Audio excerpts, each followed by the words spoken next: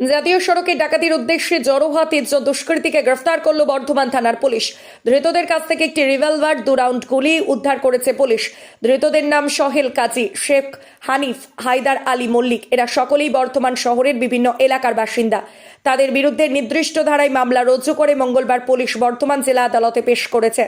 Police সূত্রে জানা গেছে, গোপন সূত্রে খবর পেয়ে সোমবার গভীর রাত্রে বর্ধমান থানার পুলিশ বর্ধমান তালিত রোডের গ্যাস গোডাউনের কাছ থেকে অভিযান চালিয়ে ডাকাতির উদ্দেশ্যে জড়ো হওয়া 3 জন ব্যক্তিকে গ্রেফতার করা হয়েছে।